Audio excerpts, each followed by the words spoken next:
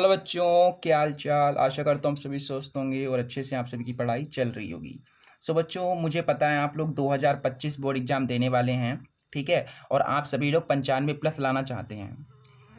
तो मैं आपको एक रामबाण बताता हूँ। मैं आपको एक ऐसी चीज़ बता दूंगा, एक ऐसा राज बता दूंगा, एक ऐसा सीक्रेट बता दूंगा बोर्ड एग्जाम का। आपके 95+ 100% आएंगे, मेरी गारंटी है, ठीक है। ध्यान से देखिएगा, मैं जो बातों को बताऊंगा उनको गौर से सुनिएगा। देखिए, जैसा कि आपको पता ही है कि मैं 2024 के सेट्स को करा रहा हूँ, ठीक है। 2025 बोर्ड एग्जाम के लिए पिछले वीडियो में मैंने आपको 2024 का सेट 1 जो HB था, अग्रवाल अनसॉल्वड पेपर का, उसे सॉल्व कराया था, ठीक है। और आज हम आपको इस वीडियो में 2024 का सेट 2 HW कराएंगे। बेटा, अगर आप 2025 बोर्ड एग्जाम में 95+ लाना चाहते हो मैथमेटिक्स और साइंस में, ठीक है, मैथ और साइंस में अगर आप 95+ लाना चाहते हो, तो 2022, 23 और 24, 2022, 2023 और 2024 के जितने भी सेट हैं उन सभी को कर डालिए। अगर आप ऐसा कर लेते हैं, 22, 23 और 24 के सभी सेट कर लेते हैं, तो आपके बोर्ड एग्जाम में कोई भी क्वेश्चन नहीं छूटेगा, मेरी फुल गारंटी है। अब वो कोई भी क्वेश्चन नहीं छूटेगा तो नंबर आपके आएंगे 100 में से 100, 100 में से 98, 100 में से 95, 100 में से 99, ऐसे नंबर आएंगे आप सभी के, ठीक है। क्योंकि पिछली बार हमने जिन बच्चों को पढ़ाया था उन सभी के 100 में से 100 आ गए थे, किसी के 100 में से 98 आए थे और 100 में से 95 आए थे। उन सभी का रिजल्ट मैंने अपने चैनल पर डाला भी था, ठीक है। अगर आप 2025 बोर्ड एग्जाम में अच्छे नंबर लाते हैं, वैसे तो अच्छे ही आपके नंबर आएंगे, 95+ आप सभी के नंबर आएंगे। मैं जो सेट करा रहा हूँ उन्हें पढ़िए, ठीक है। आप सभी के 95+ आएंगे और आप सभी का जो है रिजल्ट हम अपने चैनल पर दिखाएंगे। आप ग्रुप में ज्वाइन कर लीजिए और अपना जो है रिजल्ट उस ग्रुप में भेज दीजिएगा। आज हम जो है 2024 का जो सेट 2 HW है उसे कंप्लीट सॉल्व कराने वाले हैं, ठीक है। तो वीडियो में लास्ट तक बने रहिएगा। और बहुत ही ज़्यादा ये इंपॉर्टेंट क्वेश्चन है, ये जो आपको क्वेश्चन दिख रहे हैं ये कई बार बोर्ड एग्जाम में पूछे गए हैं, ठीक है। और इनमें से कुछ ऐसे प्रश्न हैं जो 2025 बोर्ड एग्जाम में आएंगे, ठीक है। तो ध्यानपूर्वक समझिएगा क्वेश्चंस को, ठीक है। और बहुत धीरे धीरे समझाएंगे, आपको सभी क्वेश्चंस बहुत अच्छे तरीके से समझ में आ जाएंगे, ठीक है। चलिए स्टार्ट करते हैं। तो वीडियो को कर दो लाइक, ठीक है, क्योंकि बाद में आप भूल जाते हो। और अपने फ्रेंड्स के पास इस वीडियो को जरूर से शेयर कीजिएगा। चलिए स्टार्ट करते हैं। देखिए, इसमें आपको जो है 20 ऑब्जेक्टिव्स दिए गए हैं। जैसा कि बोर्ड एग्जाम में 20 जो है ऑब्जेक्टिव आते हैं, 20 ऑब्जेक्टिव आते हैं ना बोर्ड एग्जाम में, तो इसमें 20 ऑब्जेक्टिव दिए गए हैं। तो इस वीडियो में आपको 20 ऑब्जेक्टिव सॉल्व कराऊंगा, ठीक है। चलिए, इसका जो पहला ऑब्जेक्टिव है 1 नंबर का, वो क्या कह रहा है? कह रहा है कि लासा 12 और 21 का 84 है, तो मासा 12 और 21 का कितना होगा? मतलब लासा का मतलब LCM हमको दे रखा है 84 दे रखा है, और हमें दो संख्याएं दे रखी हैं 12 और 21। हमें उनका जो है मासा बताना है। ये क्वेश्चन तो इजी है, ठीक है। चलिए इसे कराते हैं। देखिए यहाँ पर ये मैंने क्वेश्चन उतार के रखा हुआ है जिससे कि हमारा टाइम बच जाए। इसका सॉल्यूशन करते हैं। लासा का मतलब बेटा क्या होता है? लासा का मतलब होता है LCM और मासा का मतलब होता है HCF, ठीक है। तो जो ब्रैकेट के अंदर हैं ये दो आपकी संख्याएं हैं, ये पहली संख्या है और ये दूसरी संख्या है। इन दो संख्याओं का हमें लासा दे रखा है 84, इन दो संख्याओं का हमें मासा बताना है। आपकी दो संख्याएं कौन सी हैं? ऐसे लिख लो कि दो संख्याएं आपकी हैं, दो संख्याएं हमारी हैं 12 और 21, ये दो संख्याएं हैं। और इसके साथ साथ इन दो संख्याओं का हमें LCM दे रखा है। LCM हमें दे रखा है कितना? 84। तो हमें क्या बताना है बेटा? HCF बताना है। तो HCF हमको बताना है। क्वेश्चन तो समझ में आ ही गया होगा, ठीक है। देखिए यहाँ पर ऐसी कंडीशन कभी भी आती है तो आपको एक सूत्र लगाना है, एक फार्मूला लगाना है। कौन सा फार्मूला होता है? ये होता है दो संख्याओं का गुणनफल, दो संख्याओं का गुणनफल बराबर होता है HCF गुणा LCM। ये फार्मूला आपको पता है ना? ये फार्मूला होता है, बहुत इंपॉर्टेंट फार्मूला, इससे 1 नंबर का क्वेश्चन बोर्ड एग्जाम में आता है, ठीक है। ये फार्मूला याद कर लीजिए। क्या है? दो संख्याओं का गुणनफल। आपकी दो संख्याएं कौन सी हैं? आपकी दो संख्याएं हैं 12 और 21। 12 हैं और क्या है? 21 हैं, का गुणनफल मतलब इनका इनका क्या है? गुणनफल, मतलब गुणा में लिख दिया मैंने, फिर बराबर लगा दो। फिर इसके बाद क्या है?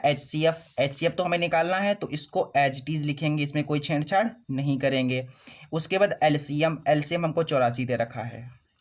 ये गुणा में 84 है तो इधर बटे में आ जाएगा, 12 गुणा 21 बटा में 84, और इधर बचा आपका क्या, HCF बचा। ठीक है, देखिए अब देखिए यहाँ पर ये 4 से कटेगा, 4 3 12, 4 दूना 8, 4 एकम 4, 3 एकम 3, 3 सत्ते 21 और 7 तियाँ 21, कट गया, देखो 3 आ गया यहाँ पर। तो आपका जो HCF आएगा वो कितना आएगा बेटा, 3 आएगा आपका HCF आ गया 3। ठीक है, तो कौन सा ऑप्शन सही होगा बताओ। इसका ऑप्शन जो ए है 3 बिल्कुल सही है। ठीक है, बहुत बढ़िया से आपको सभी को समझ में आ गया। इसके बाद दूसरा ऑब्जेक्टिव देखिए। दूसरा ऑब्जेक्टिव कह रहा है कि एक बक्से में 6 नीली, 4 सफ़ेद और 8 लाल कंचे हैं। एक बक्सा है, उसमें 6 नीले, 4 सफ़ेद और 8 लाल कंचे हैं। कंचे आपको पता है ना, कंचे हैं। यदि इस बक्से में से एक कंचा यंत्रच्छा निकाला जाता है, यंत्रच्छा का मतलब बिना देखे एक कंचा निकाला जाता है, तो उसके नीले रंग के होने की प्रायिकता क्या होगी। बहुत बढ़िया क्वेश्चन है, प्रायिकता से संबंधित क्वेश्चन है। ठीक है, चलिए क्वेश्चन को करते हैं। क्वेश्चन नंबर दूसरा, ठीक है, क्वेश्चन नंबर दूसरा है। इसमें हमको क्या दिया गया है, पहले तो वो लिख लो भाई। दिया है हमें यहाँ पर नीले कंचे दे रखे हैं। ठीक है, क्या दे रखे हैं, नीले कंचे। हमें यहाँ पर नीले कंचे दे रखे हैं 6। ठीक है, और सफ़ेद कंचे कितने हैं, जो सफ़ेद कंचे हैं बेटा वो हैं 4 सफ़ेद कंचे हैं, और लाल कंचे भी हैं, लाल कंचे हैं यहाँ पर 8। ठीक है, तो हमें क्या, देखो ये कंचे हैं, एक बक्से में पड़े हुए हैं, और इस बक्से में से हाथ डाल के एक कंचा निकाला जाता है, एक कंचा निकाला जाता है। तो हमें बताना है नीले कंचे होने की प्रायिकता, मतलब कि हमने हाथ डाला और निकाला वो नीला आ जाएगा, मतलब नीला आने की चांसेस कितने हैं। ठीक है, नीला कंचा आने के चांसेस कितने हैं ये हमें बताना है। नीले रंग होने की प्रायिकता बतानी है, नीले रंग होने की प्रायिकता हमें बतानी है। चलिए क्वेश्चन पे अब इसको सॉल्व करते हैं। हमारे पास 6 नीले कंचे हैं, 4 सफ़ेद हैं और 8 लाल कंचे हैं। तो कुल कंचे कितने हो जाएंगे, कुल कंचे मतलब सभी टोटल कुल कंचे, तो कुल कंचे तुम्हारे हो जाएंगे 6 और 4 10 और 8 18, यानी कि कुल कंचे तुम्हारे हो गए 18। सभी टोटल कंचे कितने हैं बक्से में, 18 कंचे हैं। नीले रंग होने की प्रायिकता निकालनी है। चलिए, नीला होने की प्रायिकता, नीला होने की प्रायिकता निकालने का फार्मूला क्या होता है, संभव परिणाम बटा कुल परिणाम, यही तो फार्मूला होता है ना, कुल परिणाम। जो आपको ऑब्जेक्टिव आते हैं उन्हें स्किप करके अगले जो नेक्स्ट ऑब्जेक्टिव है उन्हें देख लीजिए। ठीक है, क्या है संभव परिणाम। संभव परिणाम क्या होते हैं, संभव परिणाम वे होते हैं जो आपसे क्वेश्चन पूछा गया हो। आपसे क्वेश्चन पूछा गया है नीला होने की प्रायिकता, तो नीले कंचे कितने हो जाएंगे यहाँ पर 6, यानी कि जो आपके जो संभव परिणाम होंगे वो होंगे 6। ठीक है, फिर बटा कुल परिणाम, यानी कि कुल कंचे कितने हैं 18 हैं।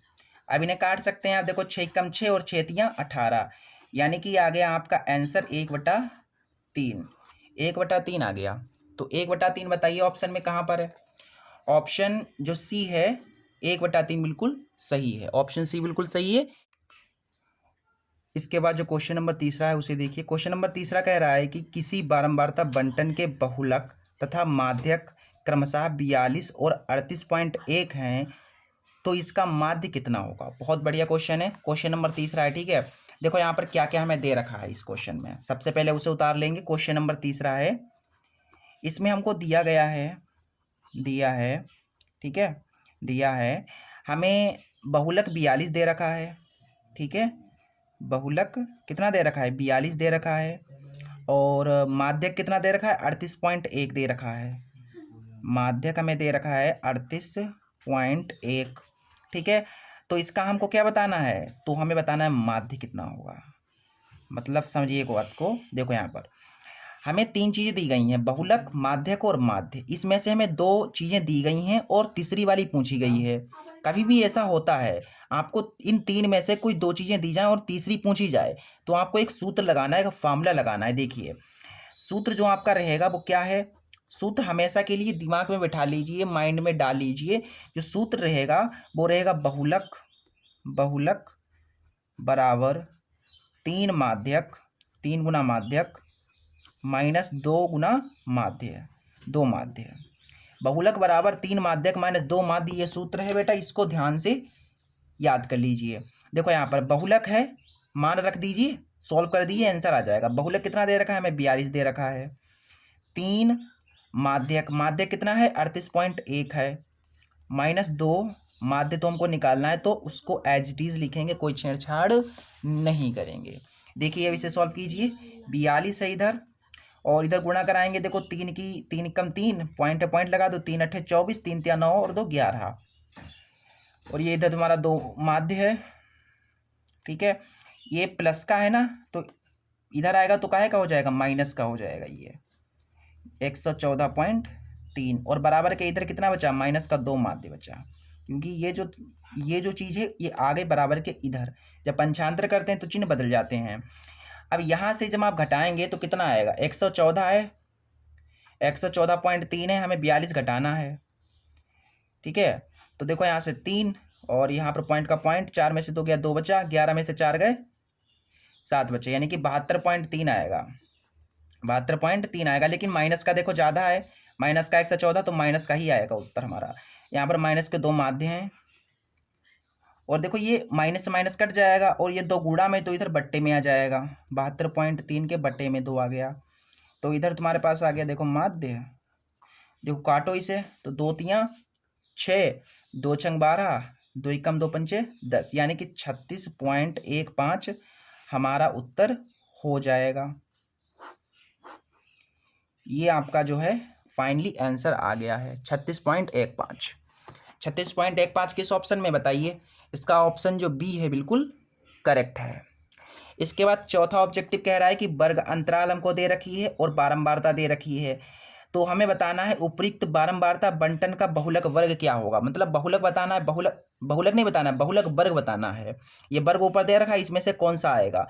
तो देखो ऐसा क्वेश्चन कभी भी आपको अगर दिया जाए तो इसमें आपको देखना है इस बारंबारता में सबसे बड़ा कौन है। इस बारंबारता में सबसे बड़ा 18 है।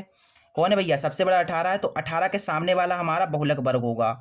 देखिए सबसे बड़ा आपको देखना है, बात को समझिए, जो बारंबारता दे रखी है उसमें सबसे बड़ा कौन है पहले ये देखना है। तो सबसे बड़ा आपको दिख रहा है 18, 18 के जस्ट ऊपर वाला, 18 के जस्ट ऊपर वाला कौन है, 15 से 20, यानी कि 15 से 20 हमारा ऑप्शन जो डी है बिल्कुल करेक्ट हो जाएगा। 15 से 20 बहुलक वर्ग आपको पता चल गया, ऐसे निकालते हैं। बहुलक वर्ग निकालने के लिए बारंबारता में सबसे बड़ा ढूंढिए, सबसे बड़ा के ऊपर वाला बहुलक वर्ग कहलाएगा। चलिए तो क्वेश्चन नंबर 5 में को देखिए। क्वेश्चन नंबर 5 में कह रहा है कि 52 पत्तों की अच्छी तरह से फेंटी गई एक गड्डी में से एक पत्ता निकाला जाता है। एक तस्वीर वाले पत्ते को प्राप्त करने की प्रायिकता कितनी होगी। 52 पत्ते हैं, उनको फेंटा जाता है और उसमें से एक पत्ता निकाला जाता है। जो पत्ता निकाला गया है कितने % चांसेस हैं कि वो तस्वीर वाला पत्ता होगा, ये हमसे पूछा गया है। ठीक है, चलिए क्वेश्चन को करते हैं। क्वेश्चन नंबर 5 है और हमें ताश की गड्डी जो है उसमें कितने पत्ते होते हैं बताइए। ताश की गड्डी में कितने पत्ते होते हैं, 52 पत्ते होते हैं। ठीक है, तो इसमें हमको दिए भी गए हैं 52 पत्ते। क्वेश्चन नंबर 5 है, देखिए कुल पत्ते, कुल पत्ते हमको दे रखे हैं 52। ठीक है, तो तस्वीर वाले पत्ते की बात करी गई है, तो चलिए तस्वीर वाले देखते हैं कितने पत्ते होते हैं। तस्वीर वाले पत्ते, देखिए तस्वीर वाले पत्ते होते हैं कितने, 4 बादशाह, 4 क्वीन और 4 जैक। 4 बादशाह होते हैं, 4 क्वीन होते हैं और 4 जैक होते हैं, यानी कि 12 पत्ते होते हैं आपके कुल। तस्वीर वाले कितने पत्ते होते हैं, 12। ठीक है, क्योंकि 4 इक्का होते हैं, 4 बादशाह होते हैं, मतलब इक्का को छोड़ दो, इक्का तो तस्वीर वाला होता नहीं है। तो 4 बादशाह, 4 क्वीन और 4 जैक, यानी कि 12 पत्ते हो गए आपके कुल। तस्वीर वाले पत्ते कितने हो गए, 12 हो गए।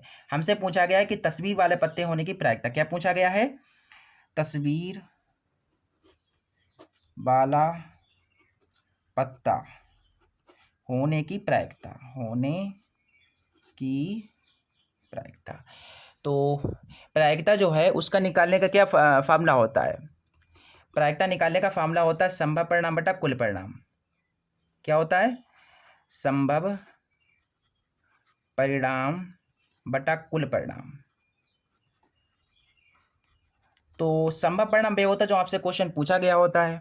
ठीक है, आपसे क्वेश्चन पूछा गया है तस्वीर वाले पत्ता होने की प्रायिकता, तस्वीर वाले पत्ते आपके 12 हैं तो संभव परिणाम 12 हो गए, बटा कुल परिणाम, कुल आपके 52 पत्ते हैं। ठीक है, अब इसे अगर आप काटेंगे तो ये कट जाएगा, 4 से कट जाएगा, 4 3 12 और 4 एकम 4, 4 3 12, यानी कि 3/13 आपका जो है उत्तर निकल के आ जाएगा।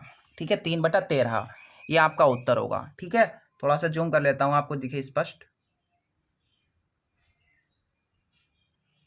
ठीक है, ये हो गया क्वेश्चन आपका। इसके बाद क्वेश्चन नंबर 5वां हो गया 3/13, यानी कि ऑप्शन सी बिल्कुल करेक्ट है। क्वेश्चन नंबर 6 कह रहा है कि एक परिमेय संख्या और एक अपरिमेय संख्या का अंतर क्या होता है। मतलब एक परिमेय संख्या है और एक अपरिमेय संख्या, उसका अंतर यानी कि घटाओ। एक परिमेय संख्या है, उसमें से अपरिमेय संख्या को अगर आप घटाएंगे तो क्या निकल के आएगा। देखिए इसको मैं आपको समझा दे रहा हूँ। ठीक है, ऐसा रटो मत। एक परिमेय संख्या है, ठीक है, ऐसे समझिए। क्वेश्चन नंबर 6 बेटा क्या है, एक परिमेय संख्या है और उसका अंतर पूछा गया, यानी कि घटाओ। अपरिमेय संख्या है एक, ठीक है, मतलब परिमेय संख्या में से अपरिमेय संख्या को आप घटाएंगे तो क्या निकल के आएगा। तो परिमेय संख्या एक कोई ले लो, मैंने 3/4 ले लिया, और एक अपरिमेय संख्या ले लो, अपरिमेय संख्या मैंने √2 ले लिया, तो ये क्या है, एक अपरिमेय संख्या आई। क्या आ गई, एक अपरिमेय संख्या आ गई। क्यों अपरिमेय संख्या बताओ भाई, √2 है। अब इसको सॉल्व करते जाओगे लास्ट में √2 ही रहेगा, √2 आ गया, यानी कि अपरिमेय संख्या हो गई फिर ये, तो आएगी आपकी अपरिमेय संख्या। ठीक है, सदैव एक अपरिमेय संख्या आएगी। सदैव अपरिमेय संख्या, ऑप्शन ए बिल्कुल करेक्ट होगा। इसके बाद क्वेश्चन नंबर 7वां कह रहा है कि निम्नलिखित संख्याओं में कौन सी संख्या एक परिमेय संख्या है। तो परिमेय संख्या कौन सी है बताओ। ये कौन सी है, बटे में है, लेकिन ये अंडर में है, तो ये अपरिमेय संख्या, ये तो नहीं होगा, ये ऑप्शन ए गलत है। और ये वाला देखिए 2 × 14 हो जाएगा, यानी अंडर में है, तो ये भी एक परिमेय संख्या नहीं होगी। इसके बाद इसे देखिए, ये जो है इसको थोड़ा सॉल्व करना पड़ेगा पहले तो। ठीक है, √5 + 7 कुछ इस तरीके से है। चलिए देखिए यहाँ पर ऑप्शन सी जो है उसको एक बार सॉल्व कर लेते हैं थोड़ा सा। हमें दे रखा है √5 + √7, फिर ब्रैकेट है, फिर है √5 माइनस √7। इसको ए मान लो, इसको बी मान लो, इसको ए माना है, इसको बी माना है। देखिए a + b, a - b किसका फॉर्मूला होता है, a² - b² का। तो a² यानी कि √5 का स्क्वायर माइनस b², b आपका √7 है। इसको सॉल्व करिए, स्क्वायर से रूट कटेगा 5 आएगा, और स्क्वायर से रूट कट गया 7 आया, 5 में 7 गया 2 आ गया माइनस का, यानी यह है कैसी है, ये एक परिमेय संख्या है। क्या है, एक परिमेय संख्या है। तो परिमेय संख्या कौन सी हो जाएगी, यानी कि ऑप्शन सी बिल्कुल करेक्ट है। हमसे पूछा गया था कि परिमेय संख्या कौन सी है, तो अगर हम इसको सॉल्व कर रहे हैं तो हमें मिल रहा है -2 और बटे में कुछ नहीं तो 1 होगा, यानी यह एक परिमेय संख्या होगी। ठीक है, इस तरीके से क्वेश्चन आराम से बन गया। जो क्वेश्चन नंबर 8वां है उसे देखिए, 1 नंबर का है, कह रहा है कि बिंदुओं a, b और b, -a के बीच की दूरी ज्ञात कीजिए। ठीक है, हमें बीच की दूरी निकालनी है, बहुत ईजी क्वेश्चन है। यहाँ पर एक बिंदु दे रखा है a, v और एक दूसरा यहाँ पर बिंदु दे रखा है हमें v, -a। हमें यहाँ से यहाँ तक की दूरी बतानी है। ठीक है, ऑप्शन हमको दिए गए हैं। तो दूरी निकालने के लिए मैंने आपको एक फार्मूला बताया था, दूरी सूत्र। ठीक है, पिछले वाले सेट में बताया था ना आपको मैंने। पेन कहाँ गया,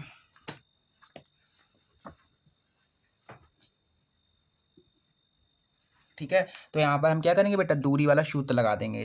तो दूरी का सूत्र क्या होता है, बीच की दूरी निकालनी हो कभी भी, तो मैंने आपको फार्मूला बताया था कि √में x2 - x1 का whole square plus y2 - y1 का होल स्क्वायर। तो यहाँ से देखिए अंडर है, अंडर लगा देंगे x2, तो देखो यहाँ से ये x1, ये y1 और ये x2 और ये y2 हो जाएगा ऐसे करके। ठीक है, तो x2 तुम्हारा v है, -x1 तुम्हारा a है, स्क्वायर है, होल स्क्वायर है, लगा देंगे, प्लस है, प्लस लगाओ। ठीक, उसके बाद y2 तुम्हारा माइनस का a है, फिर माइनस का y1 तुम्हारा v है। ठीक है, तो यहाँ से तुमको मिला ये चीज़, ये तुम्हारा बन जाएगा a - b का होल स्क्वायर। तो इसको आप जब खोलेंगे तो ये हो जाएगा a² + v² -2ab। ठीक, फिर ये प्लस प्लस लगा देंगे। देखो जब यहाँ से माइनस कॉमन लेंगे तो ये बन जाएगा a + b का होल स्क्वायर इस फॉर्मेट में।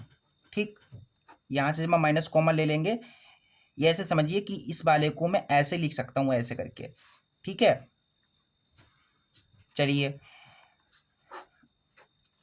यहाँ पर देखिए बी स्क्वायर है प्लस ए स्क्वायर है माइनस का 2ab है प्लस a+b का होल स्क्वायर क्या होता है, a square plus B square plus 2ab। ये चीज़ कट जाएगी तो हमें यहाँ पर मिल गया बी स्क्वायर, पहले ए स्क्वायर को देख लो, A square plus A square हो जाएगा 2a square, B square plus B square हो जाएगा 2v स्क्वायर। ये आपका उत्तर हो जाएगा, ठीक है। आपको दिख रहा है नहीं, ये आपका उत्तर हो गया। तो ऑप्शन जो इसका डी ऑप्शन है बिल्कुल करेक्ट है, option D is the correct है ऑप्शन, ठीक है। ऑप्शन डी हो गया। देखिए यहाँ पर अगर आपको समझ में ना आया हो तो मैं आपको देखो फिर से बताना चाहता हूँ। देखो यहाँ पर देखो यहाँ से ये जो है इस तरीके से था, ठीक है। यहाँ तक तो आपको समझ में आ गया था, B square plus A square minus 2ab और ये प्लस। देखो यहाँ पर इस चीज़ को मैं ऐसे नहीं लिख सकता हूँ, देखो ये प्लस का है तो इसको ऐसे रहने दो। यहाँ पर देखो ये स्क्वायर है तो इसको मैं दो बार ऐसे करके लिख लूँगा, माइनस ए माइनस बी माइनस ए माइनस बी। फिर क्या करोगे, आप इनकी गुणा कराओगे, ऐसे करके इनकी गुणा कराओगे तो आपको वही मिल जाएगा, सिंपल है। इसको आप ऐसे चाहे कर लो, चाहे मैंने आपको जैसे बताया है कि मैंने आपको बताया है कि इस वाले को आप ऐसे लिख सकते हो, वैसे भी कर सकते हो, उत्तर सेम ही आएगा, ठीक है। इस तरीके से क्वेश्चन जो 8वां है बिल्कुल सॉल्व हो गया है, आसान सा क्वेश्चन था, आराम से बन गया। क्वेश्चन नंबर 8 के बाद देखिए क्वेश्चन नंबर 9 क्या कह रहा है। क्वेश्चन नंबर 9 कह रहा है कि द्विघात बहुपद दिया गया है हमें कि शून्यकों का योगफल पूछा गया है, शून्यकों का योगफल क्या होगा। चलिए ये क्वेश्चन है। तो यहाँ पर क्वेश्चन नंबर जो 9 है इसमें हमारे पास एक द्विघात समीकरण दे रखी है 4x² माइनस 4x प्लस 1 के शून्यकों का योगफल क्या पूछा गया हमसे, हमसे पूछा गया शून्यकों का योग। तो शून्यकों का योग क्या होता है, ये होता है -b/a, यही होता है ना। तो देखो यहाँ से ए बी कहाँ पर मिलेगा, ये पहला वाला देखिए, ये द्विघात समीकरण है तो द्विघात समीकरण का जो पहला होता है वो a होता है, x² का गुणांक a, फिर b और ये c, ठीक है। मान को रख दीजिए, देखिए माइनस का माइनस है तो माइनस b कितना है, माइनस का 4 है बटा a तुम्हारा कितना है 4 है, तो ये माइनस माइनस हो गया प्लस 4/4, 4 एकम 4, यानी कि 1 आ गया हमारा उत्तर 1, यानी कि ऑप्शन जो ए है बिल्कुल करेक्ट है। इसके बाद 10वां क्वेश्चन है, कह रहा है कि रेखिक समीकरण के युग्म x - y बराबर 8 और 3x - 3y बराबर 16 के हलों की संख्या होगी, अनंत होगी, कोई हल नहीं, केवल एक हल या दो हल, मतलब ये चीज़ है, ठीक है। तुम्हारे पास दो समीकरण यहाँ पर दे रखी हैं, दो समीकरणें कौन कौन सी है, क्वेश्चन नंबर 10 है, यहीं पर हो जाएगा। देखो हमारी जो पहली समीकरण है वो है x - y बराबर 8, दूसरी समीकरण है 3x - 3y बराबर 16, ठीक है। हलों की संख्या बतानी है, ठीक है, क्या बताना है मुझे, हलों की संख्या बतानी है। तो ऐसे हो जाएगा, देखो x² का कुछ गुणांक नहीं तो 1 होगा, इसका y का कुछ गुणांक नहीं तो 1 होगा। तो ऐसे देखिए ये अनुपात में डाल दोगे ऐसे करके, x वाला x के साथ, यानी 1/3 बराबर 1/3, ये माइनस का 1 था और ये माइनस का 3 था, और ये इधर 8/16, मतलब अनुपातों में डाल दो। तो देखो यहाँ से माइनस का माइनस कट गया, तो 1/3 बराबर 1/3 बराबर 8 × 8 8 × 16 1/2। मतलब यहाँ पर आप देखेंगे कि एक जो है बराबर है, ये वाला बराबर है, लेकिन ये बराबर नहीं है, मतलब दो बराबर हैं, तीसरा बराबर नहीं है। तो कभी ऐसा होता है तो इसका होता है कोई हल नहीं, कोई हल नहीं। मान लो ये सभी बराबर आ जाते तो अनेक हल होते, और इसमें से ये भी बराबर ना होता, ये भी बराबर ना होता और ये भी बराबर ना होता, तो हो जाता है इसका आदित्य हल, कोई हल नहीं, यानी कि इसका जो ऑप्शन बी है बिल्कुल करेक्ट है, कोई हल नहीं। क्वेश्चन नंबर 11 कह रहा है कि यदि समीकरण x² minus kx minus 8 is equal to 0 का एक मूल 2 है तो k का मान ज्ञात करना है। एक मूल हमको दे रखा है और k का मान हमसे पूछा गया है, ठीक है, ये क्वेश्चन है। चलिए इसे करते हैं। क्वेश्चन नंबर 11, इसमें हमारे पास एक द्विघात समीकरण है। सबसे पहले तो x² माइनस का kx माइनस का 8 बराबर 0 का एक मूल हमको दे रखा है 2 का एक मूल कितना है 2 है, तो हमें k का मान बताना है, ठीक है, हमें क्या बताना है, हमें के का मान बताना है। चलिए, तो देखो मैंने आपको बताया है कि अगर एक द्विघात समीकरण दी जाए और उसका एक मूल दिया जाए, ठीक है, तो जो मूल दिया गया है उसका मतलब क्या है, उसका मतलब ये है कि ये एक्स का मान दे रखा है हमें, यानी कि हमें जो मूल दे रखा है वो एक्स के बराबर होता है हमारा मूल। तो जो हमारा एक्स का मान हो जाएगा वो हो जाएगा 2। ठीक है, जो मूल रहेगा वो एक्स के बराबर रहेगा। ठीक है, हमेशा जो एक्स का मान है इस समीकरण में रख देंगे तो हमें के का मान मिल जाएगा। ठीक है, चलिए एक्स के स्थान पर जहाँ जहाँ एक्स है वहाँ पर 2 रखिए, यहाँ पर एक्स है तो यहाँ पर 2 रखेंगे, के एक्स इसके स्थान पर 2, फिर माइनस का 8 बराबर 0। ठीक है, सॉल्व करते जाइए, 2 दूना 4, यहाँ से हो जाएगा 2 के, माइनस का 8 बराबर 0, 4 में से 8 गया तो माइनस का 4 बचा, यहाँ पर माइनस का 2 के है बराबर में 0। इसको सॉल्व करेंगे, देखो माइनस का 2 के जब उधर जाएगा तो हो जाएगा प्लस का 2 के, ये 2 दूना 4 यानी कि इधर आ गया के का मान कितना आ गया, माइनस का 2, के का मान आ गया माइनस का 2। तो हमें के का मान बताना था, यानी इसका जो ऑप्शन बी है बिल्कुल करेक्ट है। इसके बाद क्वेश्चन नंबर 12 देखिए, क्वेश्चन नंबर 12 कह रहा है कि समांतर श्रेणी 10,7,4 का 20वां पद कितना हुआ। एक एपी दे रखी है, हमें उसका 20वां पद बताना है। ठीक है, चलिए इस क्वेश्चन को करते हैं। क्वेश्चन नंबर 12,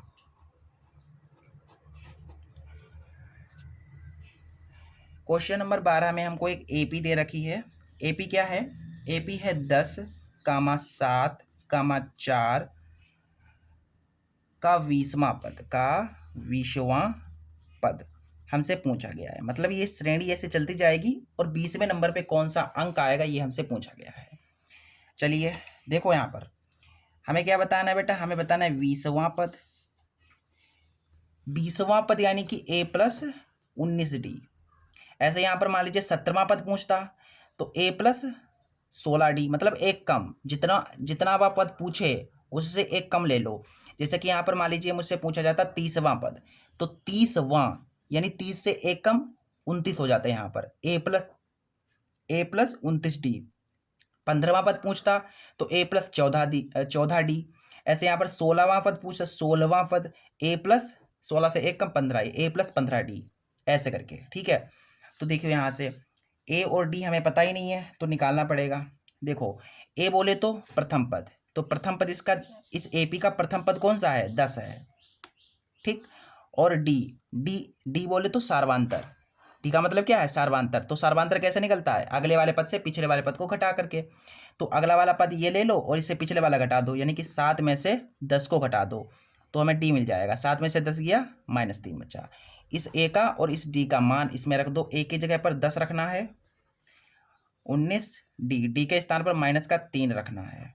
देखो 10 प्लस माइनस माइनस, 19 को 19, 19 से 57 घट गए, तो यहाँ से बचे आपके पास 47, माइनस के 47 आया। ठीक है, कितना आया, -47 आ गया। ठीक है, चलिए -47 यानी कि इसका ऑप्शन जो ए है बिल्कुल करेक्ट है।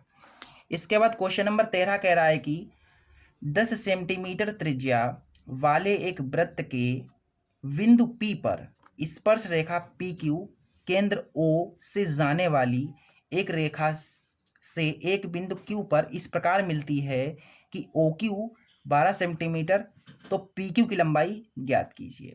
एक वृत्त है जिसकी त्रिज्या आपको 10 सेंटीमीटर लेनी है और OQ 12 सेंटीमीटर दे रखा है, PQ की लंबाई बतानी है, ये क्वेश्चन है। चलिए इस क्वेश्चन को करते हैं। क्वेश्चन नंबर आपका रहेगा 13। ठीक है, क्वेश्चन नंबर 13 देखो यहाँ पर जो क्वेश्चन तुम्हारा है वो क्या कह रहा है, कह रहा है कि 10 सेंटीमीटर त्रिज्या का एक वृत्त लेना है आपको। सबसे पहले एक वृत्त बना लेता हूँ मैं, ये वृत्त है तुम्हारा, इसकी त्रिज्या कितनी है, इसकी त्रिज्या है 10 सेंटीमीटर, मतलब ये केंद्र रहेगा और इसकी त्रिज्या आपको लेनी है ऐसे करके 10 सेंटीमीटर। मैंने यहाँ पर ले ली है 10 सेंटीमीटर।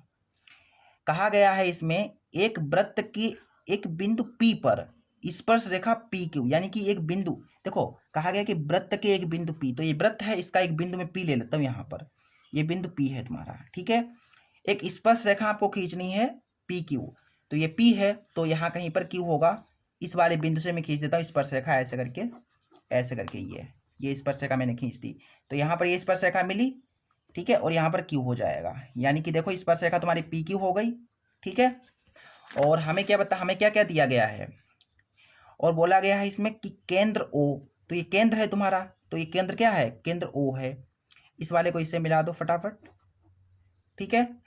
और हमें क्या क्या दिया गया है, और हमको दिया गया है कि ओ क्यू 12 सेंटीमीटर है, ओ क्यू ये 12 सेंटीमीटर हमें दे रखा है। तो हमें ये जो पी क्यू है ये बताना है क्या होगा, ठीक है। क्वेश्चन समझ में आ गया। चलिए, दिया है हमें यहाँ पर दे रखा है OP 10 centimetre, O Q 12 centimetre, तो ये जो पी क्यू है ये हमें बताना है। ये क्वेश्चन इंपॉर्टेंट है, ठीक है, कई बार बोर्ड एग्जाम में पूछा गया है ये क्वेश्चन। चलो देखो यहाँ से तुम प्रश्न प्रमेय 10.1 के अनुसार यहाँ पर जो है 90 डिग्री कोण बनेगा, स्पर्श बिंदु पर 90 डिग्री कोण बनेगा, और 90 डिग्री सामने वाला होता है कर्ण, तो ये तुम्हारा कर्ण है, ठीक है। और ये लंबवत है, यानी कि ये तुम्हारा लंब रहेगा, और ये तुम्हारा क्या रहेगा, फिर आधार रहेगा, ठीक है। तो इसमें हमको लंब पता है, कर्ण पता है, आधार निकालना है, यानी पाइथागोरस प्रमेय लगानी पड़ेगी इसमें, ठीक है। तो पाइथागोरस प्रमेय यहाँ पर लगा देते हैं। पाइथागोरस प्रमेय से पाइथागोरस प्रमेय की थी कर्ण स्क्वायर, कर्ण तुम्हारा 12 है तो 12 का स्क्वायर बराबर लंब स्क्वायर, लंब तुम्हारा क्या है 10 है, प्लस आधार स्क्वायर, आधार तुम्हारा पी क्यू है, 12 बार ये में 144, और इधर हो जाएगा 10 100 प्लस पी क्यू का स्क्वायर 144, ये प्लस का 100 इधर आएगा, माइनस का 100 हो गया, और यहाँ से देखो पी क्यू का स्क्वायर 144 में से 100 चले गए तो 44 बचे, पी क्यू का स्क्वायर, ठीक है। और 44 स्क्वायर हटा लोगे तो इधर रूट लग जाएगा, पी क्यू। ये इसको कैसे लिख सकते हो आप, इसको लिख सकते हो 2 दूना 4 और 4 गुणा 11 44, ऐसे करके। तो पी क्यू तुम्हारे पास आ गया इतना सेंटीमीटर, दो सही अंडर रूट 11 सेंटीमीटर, ठीक है। तो ये तुम्हारा जो ऑप्शन सी भी है, ऑप्शन सी है, बिल्कुल करेक्ट है, 2 सही अंडर रूट 11 सेंटीमीटर। इसके बाद 14 ऑब्जेक्टिव है, 14वां ऑब्जेक्टिव कह रहा है कि यदि दो घनों जिनमें से प्रत्येक का आयतन 8 सेंटीमीटर क्यूब है के संलग्न फलकों को मिलाकर, संलग्न फलकों को एक सिरे से दूसरे सिरे को मिला करके क्या किया जाता है, मिला दिया जाता है, तो इससे प्राप्त घनाभ का पृष्ठीय क्षेत्रफल ज्ञात कीजिए। मतलब दो घन है तुम्हारे पास, क्या है, दो घन है, उन घनों का आयतन 8 सेंटीमीटर है, उन दोनों घनों को मिलाया जाता है, तो मिलाओगे तो घनाभ बन जाएगा, जो घनाभ बना है उसका हमको पृष्ठीय क्षेत्रफल बताना है। देखिए इसे चित्र के माध्यम से समझेंगे बिल्कुल, ठीक है, बिल्कुल मक्खन की तरह आपको समझ में आ जाएगा ये क्वेश्चन। देखो 14 क्वेश्चन नंबर 14 है, देखो यहाँ पर सबसे पहले तो भाई एक घन है तुम्हारे पास, एक नहीं दो घन है, ठीक है, एक घन ऐसे करके होगा, ये घन ऐसे करके मैंने बना लिया भाई ऐसे करके, ठीक है। और इसमें एक और घन मिलाया जाता है भाई, ठीक है, एक घन और मिलाया जाता है, इतना ही बड़ा घन है वो भी, ठीक है। दोनों घन कैसे हैं, एक जैसे हैं, ये दोनों घन कैसे हैं, एक जैसे, इन दोनों का आयतन समान है। इन दोनों घनों को मिला करके क्या बनाया जाएगा, घनाभ बनाया जाएगा। मतलब ये घन है और ये घन है, मतलब इसको सटीक जब चिपकाओगे आप तो ये लंबा हो जाएगा, मतलब ये और ये मिल करके कितना हो जाएगा, कुछ लंबा हो जाएगा ज़्यादा, तो ऐसे करके बनेगा, मैं तुमको दिखा रहा हूँ, देखो ऐसे, फिर ये रहेगा तुम्हारा ऐसे करके कुछ इस तरीके से, ये घनाभ कुछ लंबा बनेगा, ठीक है। इसको इससे मिला दो, इसको इससे मिला दो, इसको इससे मिला दो और इसको इससे मिला दो, तो क्या बन गया, ये तुम्हारा घनाभ बन गया, क्या बन गया, ये घनाभ बन गया। अब इस घनाभ का हमको पृष्ठीय क्षेत्रफल बताना है। ये तुम्हारा घन था और ये घन था, इन दोनों घनों का आयतन कितना दे रखा था हमें, ठीक है। तो हमें दे रखा था घन का आयतन, क्वेश्चन में हमको दे रखा है घन का आयतन, घन का आयतन हमको दे रखा है 8 सेंटीमीटर क्यूब, 8 सेंटीमीटर क्यूब हमको दे रखा है। तो यहाँ से हम भुजा निकाल सकते हैं ना, घन की आयतन से भुजा निकाल लेंगे, तो घन का आयतन कितना होता है बेटा, भुजा की घात 3, और यहाँ पर 8 है, तो क्यूब हटा लोगे तो उधर घन चढ़ जाएगा, 8 के ऊपर घन चढ़ गया ये, ठीक है। तो 8 का घन क्या होगा, 8 का जो घन होगा वो कितना होगा, वो होगा 2। 8 का घन आ गया 2 सेंटीमीटर, यानी कि जो घन की भुजा है वो 2 है। तो ये वाली जो भुजा है ये 2 होगी। तो आपको पता होना चाहिए, आपको ये बात पता होनी चाहिए कि घन की प्रत्येक भुजा बराबर होती है। ये 2 है तो ये वाली भी 2 होगी, ये वाली भी 2 होगी। ठीक है, देखो यहाँ से ये 2 है, लंबाई कितनी है इसकी, 2 है, और इसकी मतलब ये भी 2 ही होगी। तो यहाँ से देखो घन तुम्हारे बने हैं यहाँ पर 2। ये घनाभ कैसे बना है बेटा, ये घनाभ बना है 2 घनों को मिला करके, एक घन ये है और एक घन ये है। इस वाले घन की हमको जो लंबाई दे रखी है वो कितनी है, 2 है। अगर इसकी 2 है तो ये वाली भी 2 ही होगी। तो यानी कि इसकी जो लंबाई हो गई है वो 2 और 2 कितनी हो गई, 4 हो गई। अब घन को मिलाया गया है तो इसकी लंबाई बढ़ जाएगी लेकिन चौड़ाई और ऊंचाई वही रहेगी। याद रखिएगा बात को कि जब 2 घनों को मिला करके एक घनाभ बनाया जाता है तो उसकी लंबाई उसकी भुजा की दुगनी हो जाती है और उसकी चौड़ाई और ऊंचाई वही रहेगी। यानी कि ये कितना ऊंचा था, ये ऊंचा था 2, तो इसकी जो ऊंचाई रहेगी वो 2 सेंटीमीटर ही रहेगी। ठीक है, और जो इसकी चौड़ाई रहेगी वो भी 2 ही रहेगी, केवल लंबाई बढ़ जाएगी। लंबाई को दुगना हो, लंबाई कैसी हो जाएगी, दुगनी हो जाएगी भुजा की। ठीक है, बस। अब हमें क्या बताना है, हमें बताना है घनाभ का पृष्ठीय क्षेत्रफल। ये जो घनाभ है इसका पृष्ठीय क्षेत्रफल बताना है।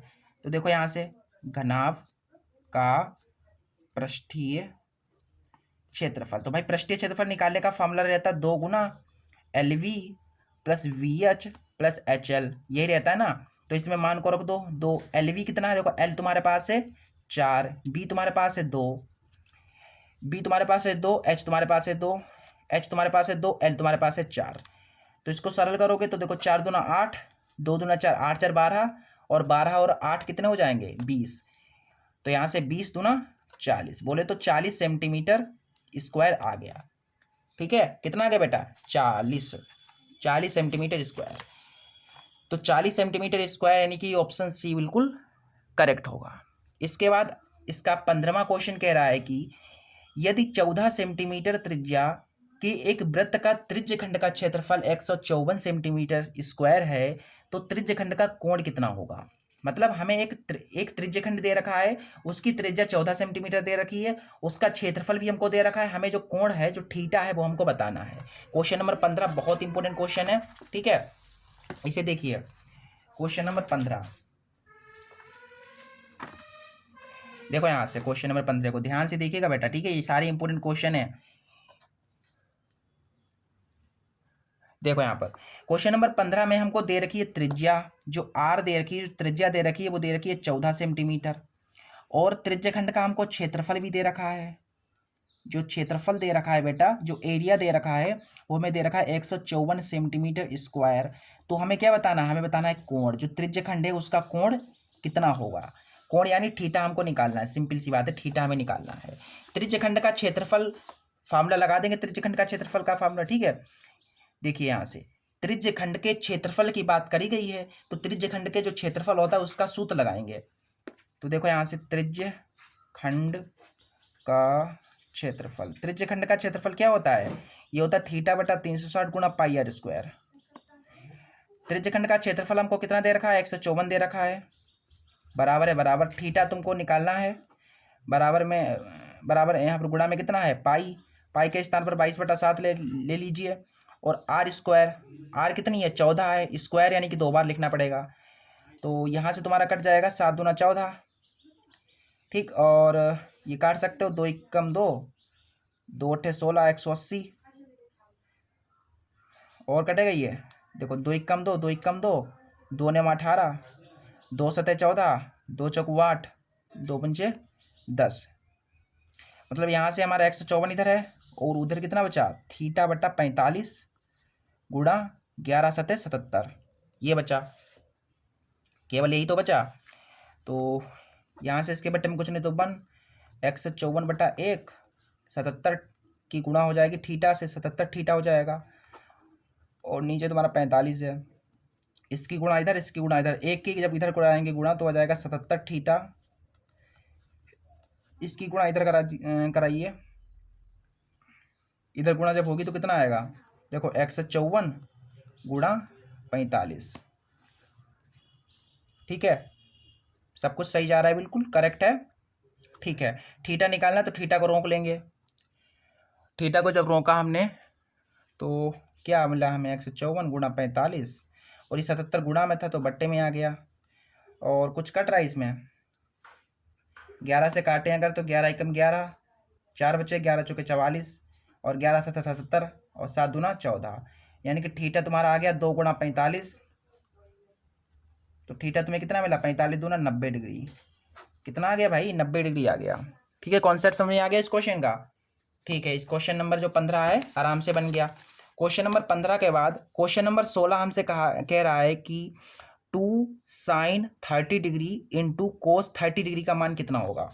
ठीक है, क्वेश्चन नंबर 16 क्या दे रखा है हमें दे रखा है 2 sin 30 degree into cos 30 degree का मान हमको बताना है।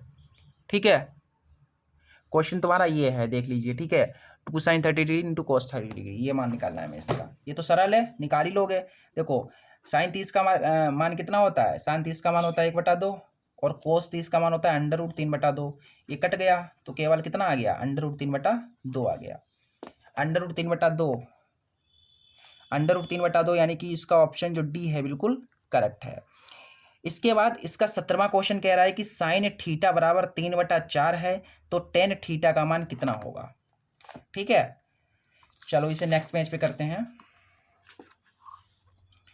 यहां पर जो क्वेश्चन है हमारा, क्वेश्चन नंबर जो 17 है, हमें यहां पर दे रखा है साइन थीटा बराबर 3/4, तो टेन थीटा का मान हमें बताना है। ये क्वेश्चन है तुम्हारा। ठीक है, ये दिया गया है, ये निकालना है हमें। इसके लिए सबसे पहले एक समकोण त्रिभुज बनाना पड़ेगा। आपने प्रश्नावली 8.1 में पढ़ा है कि ऐसे क्वेश्चंस को करने के लिए समकोण त्रिभुज बनाते हैं। इसका नाम ABC दे सकते हैं आप। तो यहाँ से सबसे पहले लाल बटा कक्का को याद कीजिए। लाल बटा कक्का, यहाँ पर साइन होता है, यहाँ पर कोस होता है, और यहाँ पर टेन होता है। हमें क्या चाहिए, हमें चाहिए साइन थीटा का फॉर्मूला। तो देखो यहाँ से साइन थीटा बराबर हो जाएगा, देखो साइन थीटा यहाँ पर है तो लंब बटा कर्ण, लंब बटा कर्ण, यानी कि ये ऊपर वाला लंब है और ये नीचे वाला कर्ण है। तो ऊपर लंब कितना है, 3 है, 3 है, और ये कर्ण तुम्हारा 4 है। तो आधार तुमको पता ही नहीं है, तो आधार निकालेंगे पाइथागोरस प्रमेय से। ठीक है, पाइथागोरस से। पाइथागोरस कहती कर्ण स्क्वायर, कर्ण तुम्हारा 4 है तो 4 स्क्वायर बराबर लंब स्क्वायर, लंब तुम्हारा 3 है तो 3 का स्क्वायर प्लस आधार स्क्वायर, आधार तुम्हारा BC है, आधार हमें निकाल रहे हैं। ठीक है, तो 4 चौके 16, 3 तिया 9, प्लस BC स्क्वायर 16, प्लस का 9 इधर आएगा, माइनस का 9 हो गया, और इधर बचा BC स्क्वायर। 16 में से 9 चले गए, कितने बचे, 7 बचे ना, 7 बचे। यहाँ से देखो BC स्क्वायर, स्क्वायर हटा लेंगे तो 7 के ऊपर अंडर लग जाएगा, तो ये तुम्हारा आ गया अंडर में 7। हमें क्या निकालना है, हमें निकालना है टेन थीटा, इसलिए टेन थीटा का मान हमें मिल गया। टेन थीटा बराबर क्या होता है, देखो यहाँ पर लाल बटा कक्का में टेन थीटा का मान कितना होता है, लंब बटा कर्ण, L बटा के, L बटा के का सॉरी L बटा A, या तो देखो L बटा A, यानी लंब बटा आधार होता है। तो यहाँ से हमें मिल गया, देखो लंब, लंब तुम्हारा कितना है, 3 है, बटा आधार, आधार तुम्हारा √7 है, यानी कि 3 बटा √7 हमारा उत्तर हो जाएगा। इसका जो ऑप्शन ए है बिल्कुल करेक्ट है। और ठीक है, 17 के बाद क्वेश्चन नंबर 18 कह रहा है कि cosec A plus coat A into 1 minus cos A का मान कितना होगा। ये क्वेश्चन है, क्वेश्चन नंबर 18। क्वेश्चन नंबर 18 में हमको दिया गया है cosec A plus coat A into 1 minus cos A का मान हमें बताना है बेटा। ये क्वेश्चन है तुम्हारा। ठीक है, ये क्वेश्चन आप कर चुके हैं ना पीछे, प्रश्नावली 8.3 जब मैंने पढ़ाई थी तो मैंने क्वेश्चन कराया था। देखिए कोसिक A को मैं ऐसे लिखूंगा 1/sin है, और कोट A को मैं लिखूंगा cos A/sin है। ठीक है, इस वाले को आपको एज इट इज लिखना है, इसमें कोई चेंजेस नहीं करने हैं, तभी आंसर आ पाएगा। नीचे साइन एक जैसा है तो एक बार लिख लेंगे, और ऊपर क्या है, जुड़ जाएंगे। ये 1 प्लस, देखो 1 plus cos, 1 plus cos A, और इधर तुम्हारा क्या है, 1 माइनस कोस है। इसके बटे में कुछ नहीं, तो 1 गुणा है तो आमने सामने गुणा हो जाएगी, इस वाले की इसके साथ, इस वाले की इसके साथ। ठीक है, तो यहाँ से देखो ये इसको देखो, एक को मान लो A और कोस को मान लो B, तो यहाँ पर भी ए और ये बी हो गया। देखो ए प्लस बी ए माइनस बी किसका फॉर्मूला होता है, ए स्क्वायर माइनस बी स्क्वायर का। तो ए कितना है, एक है, एक का square plus A square minus B square का। तो ए स्क्वायर हो गया माइनस बी स्क्वायर, बी तुम्हारा कोस है तो कोस का स्क्वायर। साइन की एक से गुणा होगी तो साइन ए ही आएगा। ठीक है, यहाँ से देखो ये वन का स्क्वायर बनाया, यानी कि वन माइनस कोस स्क्वायर ए, ये होता है साइन स्क्वायर ए के बराबर।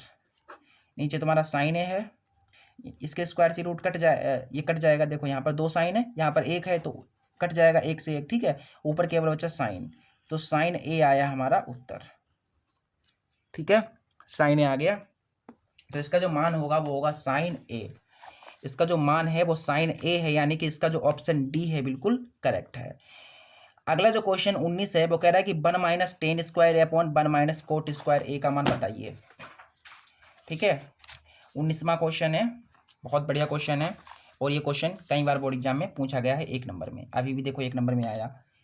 क्वेश्चन नंबर 19, हमें बताना है 1 माइनस टेन स्क्वायर ए अपॉन 1 माइनस कोट स्क्वायर ए का मान क्या होगा, ये क्वेश्चन है तुम्हारा। ठीक है, देखिए तो यहाँ से देखो 1 माइनस टेन स्क्वायर ए है। ठीक है, तो टेन के स्थान पर तुम क्या लिखोगे, साइन अपॉन कॉस लिखोगे ना, लेकिन स्क्वायर में है तो सब कुछ स्क्वायर में लिखना पड़ेगा, साइन अपॉन कॉस का स्क्वायर ऐसे करके। ठीक है, 1 माइनस कोट को किस कैसे लिखते हैं, कोस बटा साइन में, स्क्वायर में है तो स्क्वायर में लिखना पड़ेगा कोस बटा साइन। ठीक है, थोड़ा सा सरल करेंगे अगर आप, तो देखो इसके बटे में कुछ 1 कोस स्क्वायर की 1 से गुणा होगी तो आएगा कोस स्क्वायर ए माइनस 1 की साइन स्क्वायर से गुणा हो गई। ठीक है, और कोस स्क्वायर की 1 से गुणा हो गई तो आ गया कोस स्क्वायर ए। अब नीचे भी ऐसे ही करना है, बटे में कुछ नहीं तो 1 साइन स्क्वायर की 1 से गुणा होगी तो साइन स्क्वायर ए आएगा, 1 की कोस स्क्वायर से गुणा होगी तो आ जाएगा कोस स्क्वायर ए, साइन स्क्वायर की 1 से गुणा होगी तो हो जाएगा साइन स्क्वायर ए। ठीक है, ये चीज़ें आ गई, यहाँ तक क्लियर है। आगे देखो, आगे ये देखो, सबसे नीचे वाला सबसे ऊपर गुणा करेगा, ऐसे ऐसे गुणा होगी ना, साइन स्क्वायर की ऊपर गुणा हो जाएगी। देखो यहाँ से हमारे पास है कोस स्क्वायर ए माइनस साइन स्क्वायर ए है, ये चीज़ है, और साइन स्क्वायर ए गुणा कर रहा है ऊपर, और इसकी इससे करानी है। यहाँ पर देखो क्या दे रखा है हमें, साइन स्क्वायर ए माइनस कोस स्क्वायर ए, और ये गुणा करेगा कोस स्क्वायर ए। अब यहाँ पर तुम बात को समझो कि ये चीज़ इसके बराबर है, लेकिन बराबर तो है लेकिन अभी बराबर नहीं है, अभी बराबर नहीं है लेकिन बराबर करना पड़ेगा हमें। जैसे कि देखो यहाँ पर ऊपर जो है ये माइनस का साइन स्क्वायर है, नीचे है प्लस का साइन स्क्वायर, ऊपर है प्लस का कोस स्क्वायर, नीचे है माइनस का कोस स्क्वायर है, यानी कि हमें जो है ऊपर से माइनस कॉमन लेना पड़ेगा। ऊपर से माइनस कॉमन ले लो या नीचे से माइनस कॉमन ले लो, मैं ऊपर से ले रहा हूँ माइनस का कॉमन। ठीक है, तो यहाँ से मैं क्या करूँगा, माइनस कॉमन ले लूँगा तो ये वाला इसके बराबर हो जाएगा। तो माइनस कॉमन लिया तो चिन्ह बदल गए, ये प्लस का था तो ये हो गया माइनस का, और ये माइनस का है तो ये हो गया प्लस का। ठीक, और ऊपर क्या है हमारे पास, साइन स्क्वायर ए है, तो ये नीचे बिल्कुल सेम रखना है ना आपको, साइन स्क्वायर ए माइनस कोस स्क्वायर ए, और ये कोस स्क्वायर ए। ये चीज़ कट गई, बिल्कुल सेम थी, क्योंकि माइनस का कोस स्क्वायर माइनस का कोस स्क्वायर प्लस का साइन स्क्वायर प्लस का साइन स्क्वायर सेम था, कट गया तो क्या बचा, माइनस बचा, और साइन अपॉन कोस क्या होता है, टेन होता है, तो माइनस का टेन स्क्वायर ए आएगा आपका उत्तर, माइनस का टेन स्क्वायर ए, माइनस का टेन स्क्वायर, यानी कि इसका ऑप्शन जो बी है बिल्कुल करेक्ट है। अगला क्वेश्चन जो 20वां क्वेश्चन है, बहुत बढ़िया क्वेश्चन है, लास्ट क्वेश्चन है। कह रहा है कि दिए गए चित्र में यदि एस टी ओ क्यू के समानांतर है, यानी कि जो एस टी है वो इस ओ पी इस क्यू पी के समांतर है। देखो ये वाली रेखा इसके समांतर है, क्यू एस 3 है, ये चीज़ 3 दे रखी है और ये चीज़ 1.5 दे रखी है, और ये चीज़ जो है ये जो यहाँ से यहाँ तक है वो 2.8 दे रखा है। तो हमें टी आर बताना है, यानी कि टी आर ये वाले जो है बताना है, पार्ट कितना होगा। बहुत बढ़िया क्वेश्चन है, ये चित्र देखो बना लेना है आपको सबसे पहले। तो ये वाला चित्र मैं आपको बनाकर दिखाता हूँ सबसे पहले। ठीक है, क्वेश्चन नंबर 20 है, जैसे मैं कर रहा हूँ बोर्ड एग्जाम में आपको वैसे ही करना है। एक ट्रेंगल है,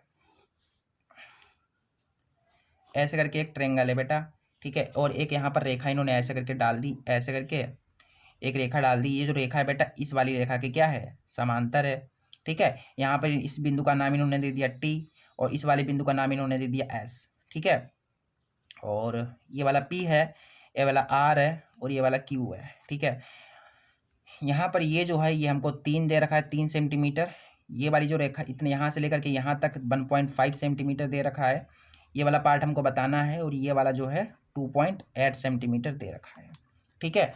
चलो, त्रिभुज जो हमारे पास एक त्रिभुज है, ठीक है, इसकी 3 भुजाओं को, इनकी 3 भुजाओं में से इन 2 भुजाओं को एक रेखा काट रही है। वो जो रेखा काट रही है वो इस वाली रेखा के समांतर है, ठीक है। जो एस टी है बेटा वो समांतर है इस पी क्यू के। अगर कभी ऐसा होता है कि एक त्रिभुज है, ठीक है, उसकी 2 भुजाओं को एक रेखा काट रही है और जो रेखा काट रही है वो उसकी तीसरी भुजा के समांतर है, तो उनकी सभी भुजाओं का अनुपात बराबर होता है। सभी भुजाओं का अनुपात बराबर होता है, मतलब तो उनकी जो भुजाएं हैं उनका अनुपात बराबर होगा। यानी कि कहने का मतलब ये है कि आर एस बटा एस क्यू बराबर होगा आर टी या टी आर बटा टी पी के, ऐसे करके, ठीक है। आर एस कितना है 1.5 है, एस क्यू तुम्हारा 3 है, टी आर आपको निकालना है और टी पी आपका 2.8 है। बेटा इसको सरल कर लो, ठीक है। पॉइंट काटोगे तो नीचे एक जीरो बढ़ जाएगा, ठीक है। 15 एकम 15, 15 दूना 30, इधर इसकी गुणा हो गई क्योंकि इसकी इधर ऐसे गुणा होगी। 2 की गुणा टी आर से हो जाएगी तो 2 टी आर हो जाएगा। 2.8 एकम 2.8, ये 2 गुणा में तो इधर बट्टे में आ जाएगा, काटेंगे 2 एकम 2, 2 चक्कू 8। यानी कि जो टी आर आ रहा है वो आ रहा है 1.4 सेंटीमीटर। कितना आ रहा है 1.4 सेंटीमीटर। 1.4 सेंटीमीटर, इसका जो ऑप्शन डी है 1.4 सेंटीमीटर बिल्कुल सही है, ठीक है। इस तरीके से मैंने आपके जो ऑब्जेक्टिव 20 ऑब्जेक्टिव्स थे सेट 2 HW के वो सभी बता दिए हैं, ठीक है। और बीच बीच में बेटा लाइट जा रही थी तो मुझे वीडियो काटना पड़ रहा था। कभी मैंने ये क्वेश्चन करा दिया फिर लाइट चली गई तो मैं तीसरा क्वेश्चन कराने लगता हूँ। कभी कभार बीच में लाइट चली जाती है। आज ज़्यादा प्रॉब्लम लाइट ने किया, कल जब मैंने सेट कराया था तो लाइट बिल्कुल रुकी थी, लेकिन आज लाइट ने प्रॉब्लम किया, तभी बीच में थोड़ा वीडियो कट करना पड़ गया था मुझे, ठीक है। उसके लिए आई एम सॉरी, बट उसमें मेरी गलती नहीं है, लाइट वालों की गलती है, मैं क्या कर सकता हूँ, ठीक है। चलिए अब हम इसके बाद जो अगला पार्ट 2 होगा उसमें हम इसके जो 2, 4, 6 नंबर वाले प्रश्न हैं, 2, 4, 6 नंबर वाले जो प्रश्न हैं उन सभी को बता देंगे, ठीक है। 2, 4, 6 नंबर वाले प्रश्नों को पार्ट 2 में बताएंगे बेटा। पार्ट 1 में हमें आपको ऑब्जेक्टिव्स बता दिए हैं, अगले वीडियो में ये आपके क्वेश्चन करा देंगे, ठीक है। तो तब तक के लिए नमस्ते, जय हिंद।